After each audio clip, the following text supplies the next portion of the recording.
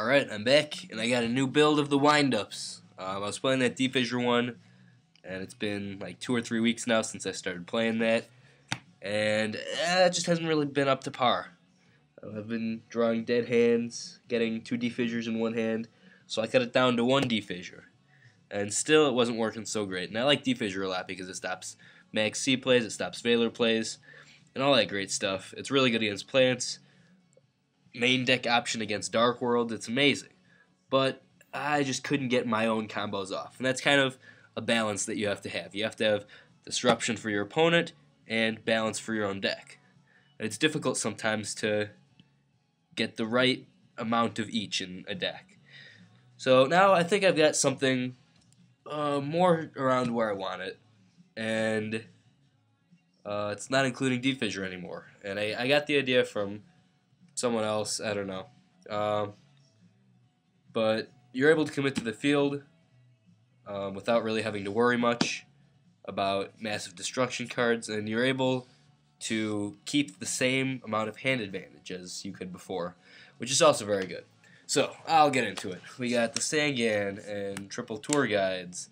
Now, a bunch of people are saying that tour guide isn't really necessary, and you're right, it's not necessary, but it's really good. I mean, you can make Zen mains, you can make Leviathan, you can make any of those guys, any of the rank 3s that are so good. And Tour Guide acts as a wind-up because you can get Zen mains. You can even get just Sangan, let it sit out on the field, and get Rabbit to your hand. So is it necessary? No, but it is really good. And if you have them, I don't know why you wouldn't play them in this deck. In the future, with Zen Mighty coming out, you're going to need to play these too. So, not a bad idea. Alright, so my new additions are these guys, the TGs, and this is my mini engine. I'm not playing Warwolf because I don't really special summon that much. And Rush Rhino's a bigger, better option that's also a beast. Goes up to 2800 under Horn and its own attack boost, which is really great. So these guys, I was thinking 3 striker, but that might be a little much, and I could get a striker to the hand with the Rush Rhino. So, I'm not sure. I'm going to play around with 3 strikers and a Warwolf then, instead of a Rush Rhino. But for now, this is what we're looking at. The striker is really good because it opens up some synchro options, and it gives you the ability to put more cards on the field without as many turns. So we got these guys, and we got triple Tengu now that work pretty well with the strikers. They work good at keeping field presence. Level 4, so you can make level 4 exceeds. I don't know. They're beast warriors, so you can use Horn on them too, which is good. Alright, and we got the wind-up guys. We got the Cyber Dragon that goes along with the triple wind-up warrior, or soldier, whatever this is, making rank 5 exceeds. He's good, gets over Thunder King, all that stuff. He's huge. We've got triple wind-up rabbit that also get Horn, and you can, I mean, this is the heart of the deck right now. You need 3 of them. We've got the wind-up magician, just 1 of them now. I was finding it dead a lot. I mean, I draw a bunch of spells and traps and just the 1 magician. That's really not that good. And you really don't need more than 1 because you're just going to be removing it with the rabbit over and over again. And with Factory, you're going to be searching so many cards that you probably won't have as many options left in your deck. Unless you're smart with your searches, and I don't know. Difficult to foresee. We got 2 kittens, because kitten's awesome. Makes gotcha gotcha when you got 2 of them. Striker makes gotcha gotcha too. Yep, good effect. Alright, so we got the traps. Double Horn, this card's amazing, I love it. I was watching this guy's video, The Sand Trap, and he was talking about Horn of the Phantom Beast and the fear factor behind it, and that really touched home with me, and it's an amazing card. I knew that before the video, but really it's just kind of further, just, I don't know, it's an amazing card. You got your Tengus, you got your TG guy, you got your rabbits, you got the wind-up kitten that all can use it, so you've got a lot of options, and getting pluses is never bad. You got double bottomless.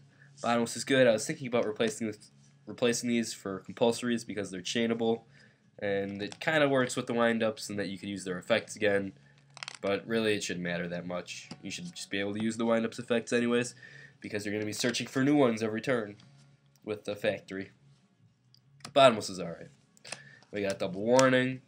I cut solemn judgment out of this because I oftentimes found myself with a small field, of course, and staring down a bunch of big monsters, Blackluster Soldier, Judgment Dragon, and I had already paid for solemn judgment on something I thought necessary to pay for, and then I just get wrecked. 4,000 life points isn't that much.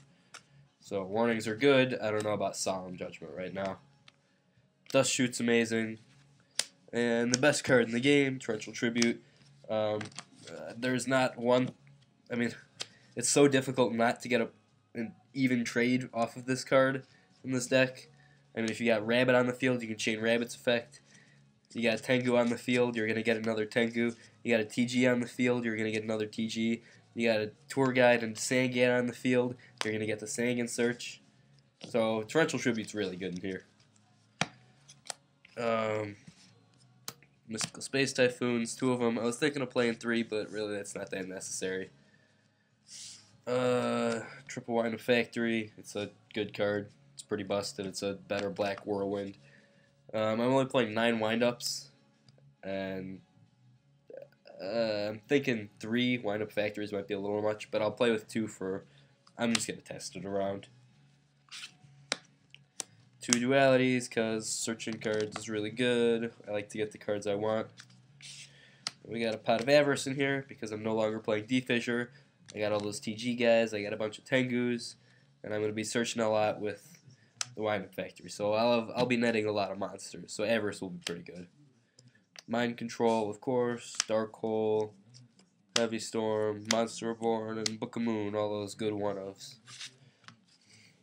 Alright, so, now with the TG Strikers in there, opens up some more synchros. I still like these 2 guys. They're a little situational, but I go into them, I don't know, out of 4 games, I'll go into them once. So, it's not a bad idea to have in there. Adris is good when Tyrus isn't, and vice versa. Then you got the Utopia, only rank 4 exceed. I'm taking Roach out. I could play Roach, but I have a better use for him for the slot. You got the Zen mains, of course, big defense. You got Levier, just 1. Leviathan, just 1. And Gachi Gachi is one of those guys, too. Alright, so in the extra deck, we got a Trishula, of course. And with the Striker, it's so easy to get good Trishula plays. I mean, it's just amazing how easy it is. We got the Landoys, because, well, Special Summon Striker, Summon Soldier. This is amazing. These 2 can either be a level 6 or a level 7, and they're both Earth. So that opens up Landoys. That opens up Barkion. That opens up Brionic. That opens up Black Rose. So you could get any of these 4 with these 2 cards. And it's just amazing. Landoys is an incredible card. Stops the Rescue Rabbit. Stops Sangan Search. Stops a bunch of good stuff. Barkion isn't quite as good right now. But it's still not a bad card. We know what these 2 do. We got a Scrap Dragon. We got a Catastor. No more Starlight Road, so I'm not playing any more Stardust Dragon. And this guy should actually be an Aturia Beast. For the same reason TG Striker and Wind Up Rabbit makes an Aturia Beast. Yep, good stuff. Comment, subscribe, bye.